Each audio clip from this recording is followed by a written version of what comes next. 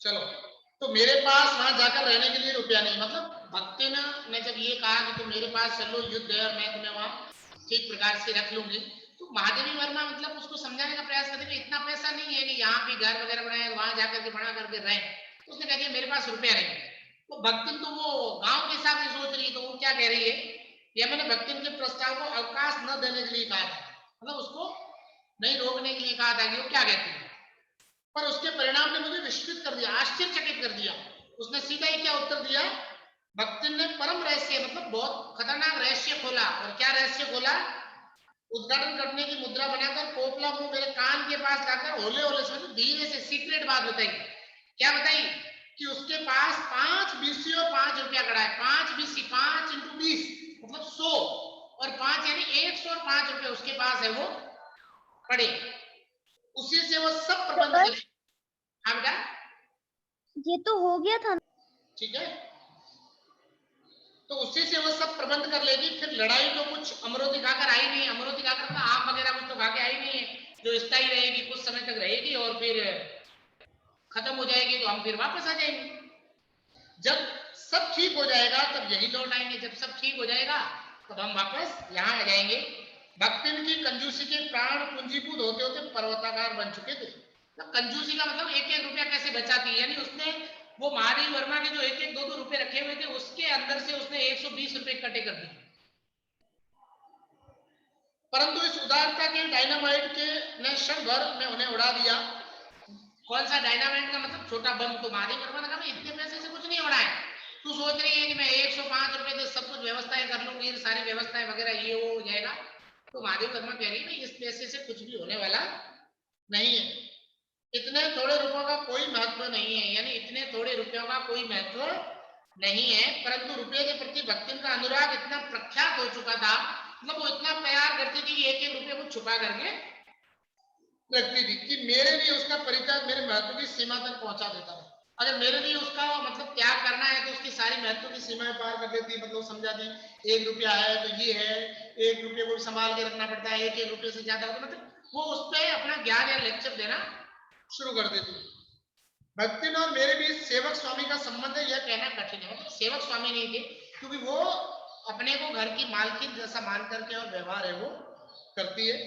यह कहना कठिन है क्योंकि ऐसा कोई स्वामी नहीं हो सकता जो इच्छा होने पर भी सेवक को अपनी सेवा से हटा ना सके। मतलब नौकर रखते तो कहते चल भाई तेरा काम मुझे पसंद नहीं, चल निकल फुट यहाँ से, तो वो चला जाएगा। लेकिन वो महादेवी वर्मा कह रही है कि मैं भक्ति को ऐसे निकाल नहीं सकती। क्यों, अगर मैं ऐसे कहती तो उल्टा कहती तुम्हें कौन सा काम करना था, मैं चली जाऊंगी, तुम ये नहीं कर पाओगे। वो मतलब वो स्वयं को घर की मालकिन मानती थी, मतलब इतना वो महादेवी वर्मा के प्रति उसका प्रेम था, इसका अनुराग था। जो स्वामी के चले जाने का आदेश पाकर अयोध्या से हंसते होते नहीं तुम कहोगे मैं ऐसे तुम्हें छोड़ करके नहीं जाऊंगी, हंस करके उस बात को वो क्या कर देती, टाल देती। भक्ति को नौकर कहना उतना ही असंगत, असंगत का मतलब है गलत, ठीक नहीं, जितना अपने घर में बारी बारी से आने जाने वाले अंधेरे और उजाले और आंगन में फूलने वाले गुलाब और आम को सेवक मानना। अब अपन कह रहे हैं ये अंधेरा तो मेरा सेवक है, रात भर आता है, सूर्य भी मेरा सेवक है, दिन में आता है, तो वो तो अपने हिसाब से आता है, सेवक नहीं है, वो तो अपनी प्रकृति है। तो महादेवी वर्मा कह रही भक्ति की भी यहाँ प्रकृति थी कि वो मेरे प्रति पूरी तरह से समर्पित थी और पूरी तरह से वो अपना मान करके काम करती थी और पूरे घर को वो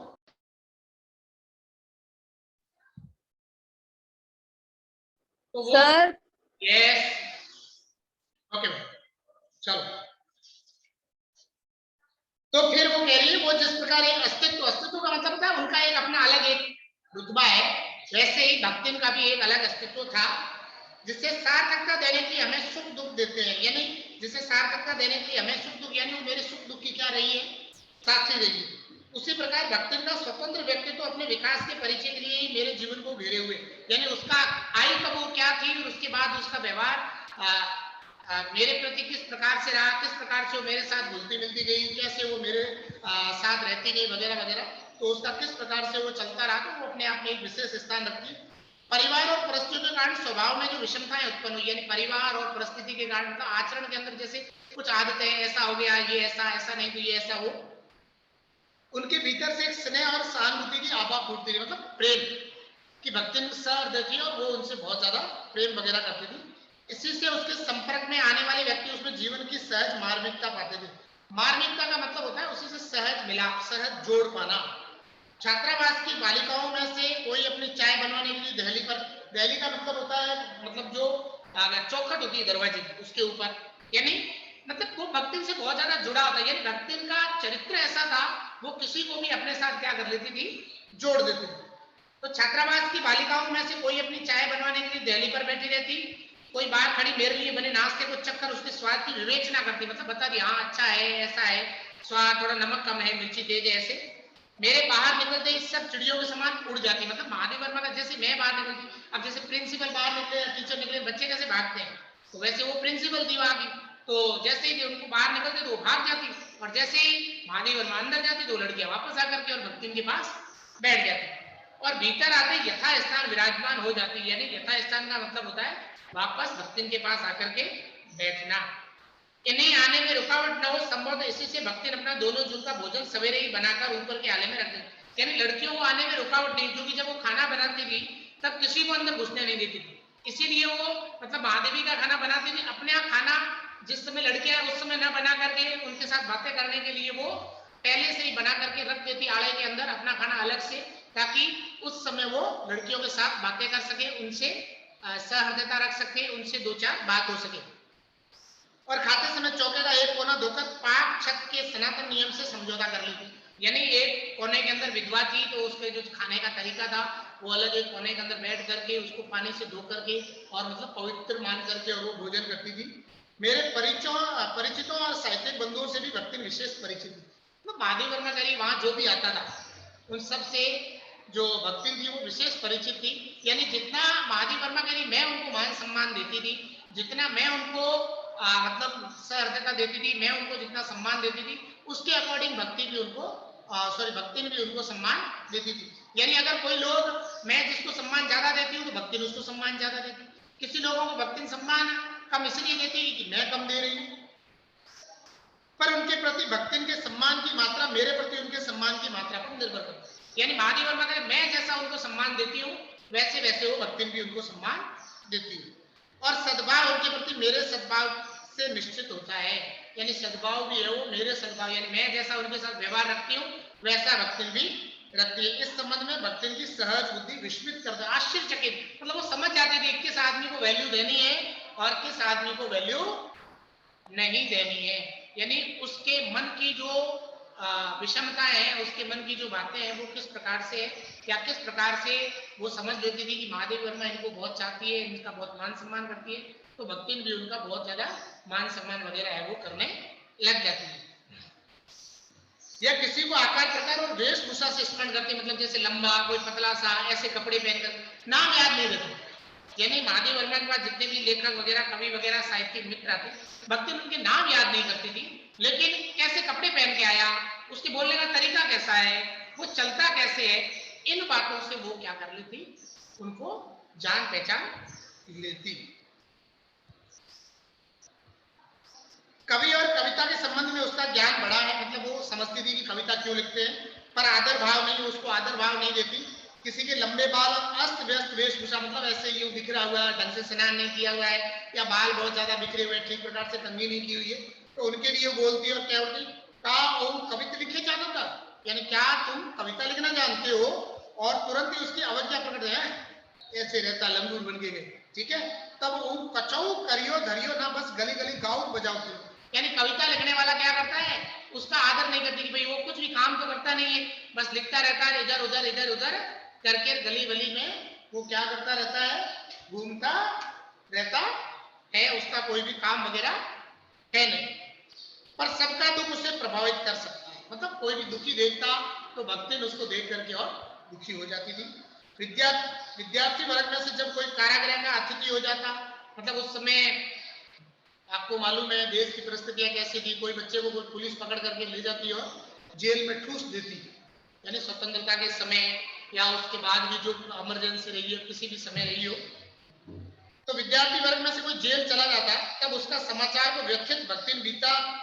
बीता भरे लड़कपन का जेहल कलयुग रहा तो न परले हो ही जाई, इनका माई का बड़े लाड तक लड़े का चाहिए, मतलब ये तो कलयुग आ गया है इसीलिए इनके बच्चों को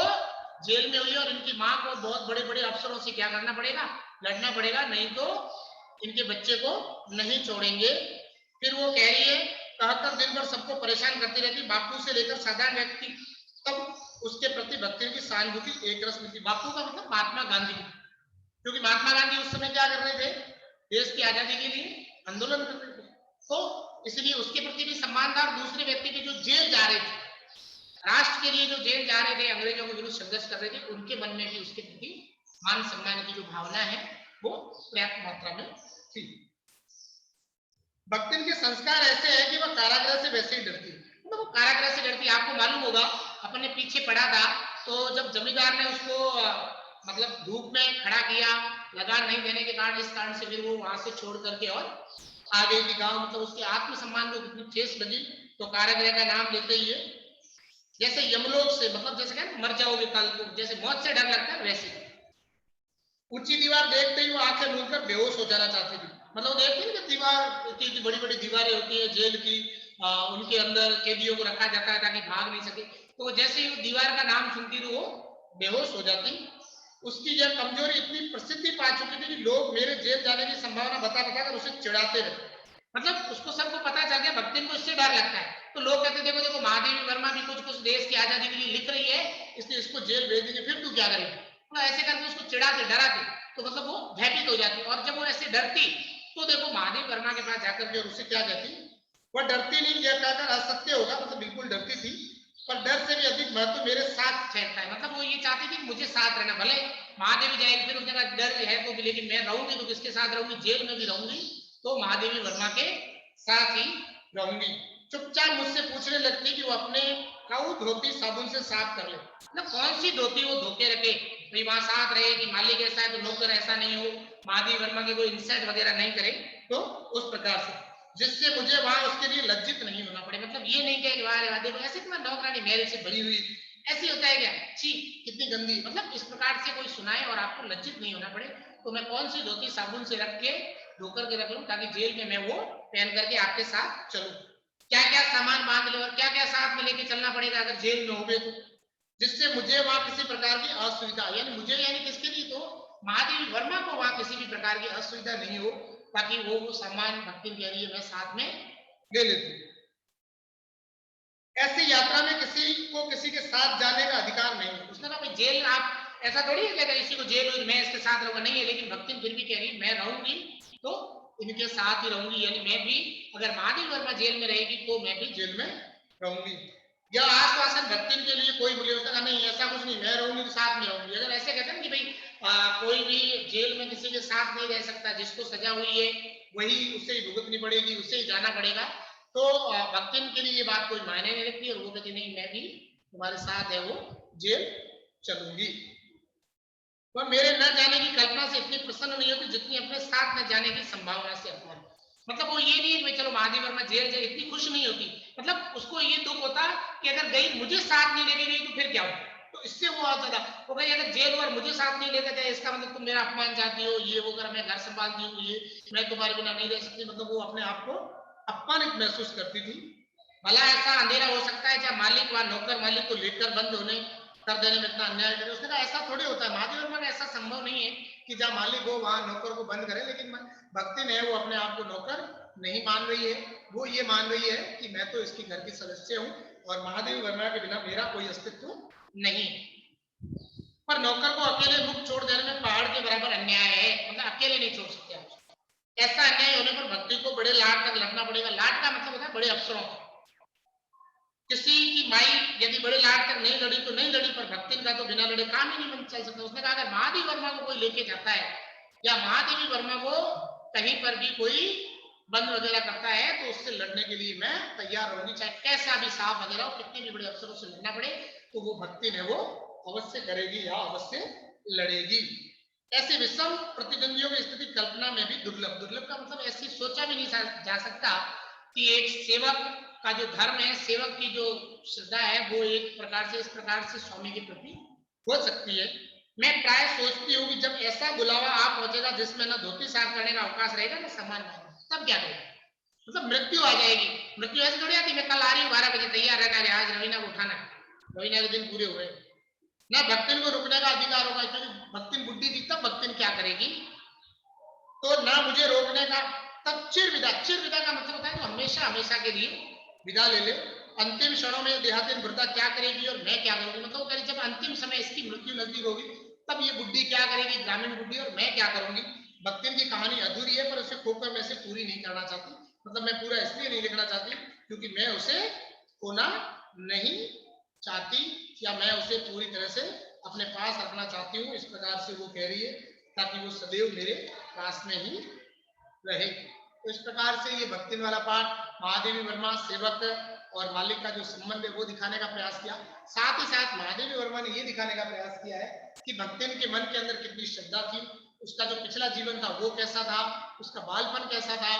उसका विवाह का जीवन कैसा था, जब वो अलग हो गई तब कैसी थी, अपने पति की मृत्यु के बाद वो किस प्रकार से लड़ी। यानी कुल मिला के एक ये दिखाने का प्रयास किया, एक औरत होती है उसने किस प्रकार से अपने स्वाभिमान को जिंदा रखा, किस प्रकार से उसने हौसला रखा, और औरत होते हुए एक नारी शक्ति के रूप में उसने किस प्रकार से साहस रखा, और किसी के भी वो मतलब